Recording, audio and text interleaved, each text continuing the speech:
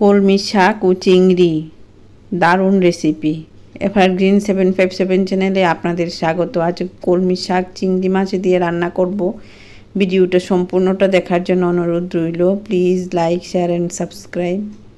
কলমি শাক নিয়েছি, পরিষ্কার করে নিয়েছি আর এভাবেই ধুয়ে নেব। পাতাটা এরকম থাকে কলমি শাকের, এই যে এরকম পাতাটা। কাণ্ডগুলি আমি নিয়েছি, কচি কচি কাণ্ডগুলি ধুয়ে নিচ্ছি, গোটা গোটাই ধুয়ে নিতে হবে। কলমির শাকে একটা কষ আছে, এই কষটা খুব উপকারী, তার জন্য গোটা অবস্থায় ধুয়ে এভাবে কেটে নিয়েছি। চিংড়ি মাছ নিয়েছি, আলু খোসা সমেত কেটে নিয়েছি, ভালো করে ধুয়ে জল ঝরিয়ে নিয়েছি। কড়াই গরম করে কড়াইতে তেল দিয়েছি, সর্ষের তেল দিয়ে রান্না হবে। চিংড়ি মাছ এখানে দিয়ে দেব। চিংড়ি মাছগুলি ভালো করে পরিষ্কার করে এরপর ধুয়ে তারপর দিয়ে দিলাম কড়াইতে গরম তেলে। চিংড়ি মাছে নুন দিচ্ছি, হলুদ দিচ্ছি, নুন হলুদ মিশিয়ে চিংড়ি মাছটা হালকা ভাজা করে নেব। চিংড়ি মাছ বেশি ভাজা করলে শক্ত হয়ে যায়, তাই হালকা ভাজা করব। এগুলি হয়ে গেছে, তুলে নেব। এই কড়াইতে আবার তেল দিলাম অল্প পরিমাণে, তেলটা মাখিয়ে নিচ্ছি কড়াইতে। তেল গরম হয়ে গেছে, আলু যে কেটে রেখেছিলাম খোসার সময়, তাই আলুগুলি দিয়ে দিলাম। নুন দিলাম পরিমাণ বুঝে, হলুদ দিয়ে দিলাম পরিমাণ বুঝে। নুন হলুদটা মিশিয়ে দিচ্ছি আলুর সাথে। আলুগুলি এখানে ভাজা হবে এবং সুন্দর করে ভাজা হবে, কারণ কড়াইটা ভালো করে গরম করেছি। কড়াইটা গরম হওয়ার জন্য চিংড়ি মাছগুলি আগে ভাজা করেছি, তারপর আলুটা ভাজা করেছি। না হলে যদি আমি আলুটা আগে ভাজা করতাম তাহলে কড়াইতে লেগে যেত, তাই চিংড়ি মাছ ভাজা করার সময় কড়াইটা ননস্টিক হয়ে গেছে।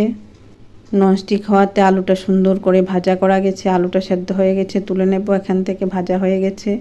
রসুন নিয়েছি, কড়াইতে আবার তেল দিচ্ছি অল্প পরিমাণে, তেলটা মাখিয়ে নেব কড়াইতে। রসুন থেতো করে দিয়ে দিলাম তেলের মধ্যে।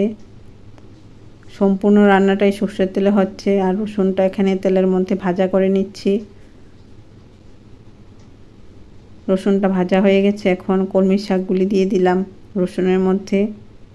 ফোড়ন হিসেবে রসুন দিয়েছি, নুন দিচ্ছি কলমি শাকের পরিমাণ অনুযায়ী, হলুদ দিয়ে দিচ্ছি। ফ্লাস্ক থেকে গরম জল দিচ্ছি 1 কাপের মতো। পাশের চুলায় করেও দেওয়া যায়, গরম জল দিলে রান্না ভালো হয়। ডিফারেন্সটা বোঝা যায়, কাঁচা জলে রান্না আর গরম জল দিয়ে রান্নাটা দুরকম হয় টেস্টের দিকে। ঢাকা দিয়ে দিলাম। এই ফ্লেমে কলমি শাকগুলি ভেতরে সেদ্ধ হচ্ছে, ফ্লেমটা লো করে দেব।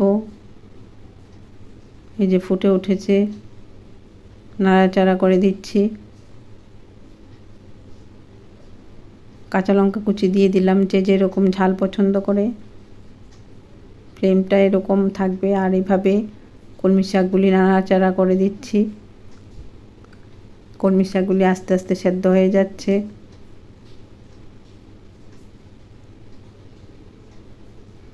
এভাবে গুছিয়ে নিলাম।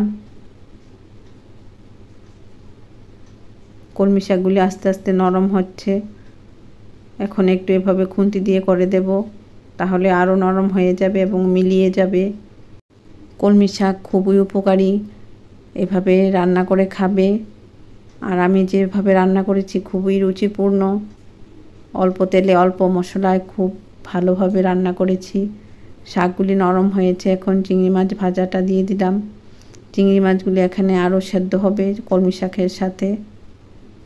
ওইভাবে আমি দেখেছি শাকটা, এই সময় চিংড়ি মাছটা দিয়েছি, যে কলমি শাকের সাথে চিংড়ি মাছগুলিও সেদ্ধ হবে। চিংড়ি মাছগুলি শাকের সাথে মিলিয়ে দিলাম। চিংড়ি মাছটা সেদ্ধ হয়ে গেছে, এখন আলু ভাজাটা দিয়ে দিলাম শাকের মধ্যে। এই যে দারুণ একটা রেসিপি তৈরি হচ্ছে, গরম ভাতে বেশ ভালো লাগবে, সকালবেলা টিফিনেও দেওয়া যায়।